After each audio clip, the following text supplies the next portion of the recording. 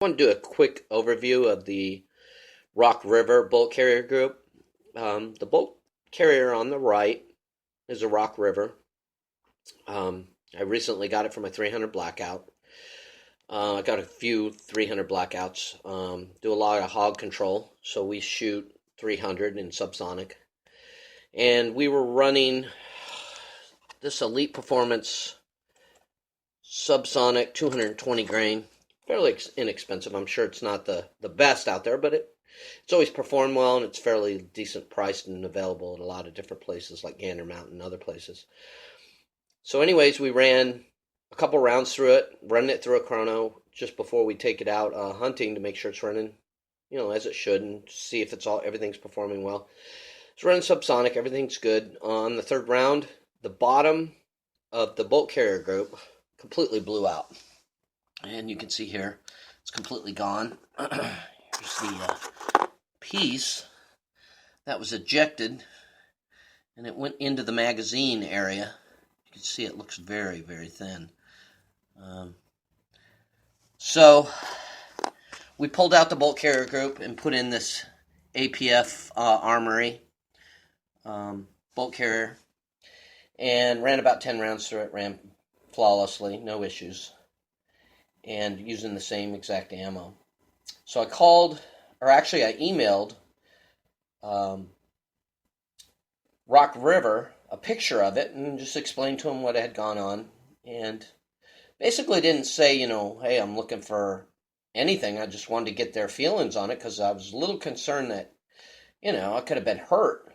And they called me back. I went out hunting this weekend, and they called me on Monday, and they basically said that it either is an ammunition error from looking at the picture or a head spacing error, which if it was a head spacing error, the first two rounds would have not ejected correctly and performed like they did.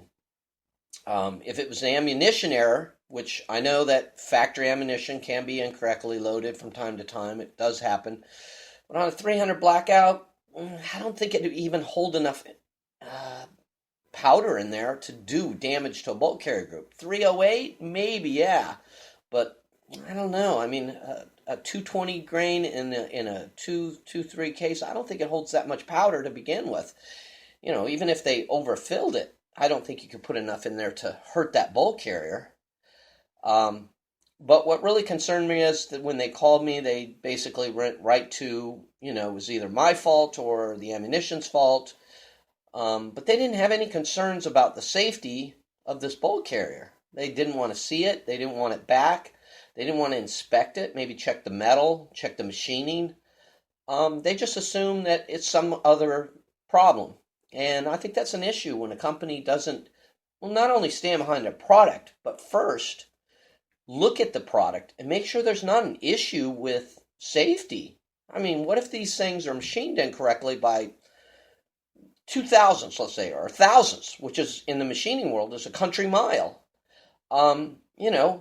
Someone didn't set a tool height right in one of their machines, and it's running a little bit deeper in that pocket than it should. I don't know, but maybe they should have checked it and at least got it back.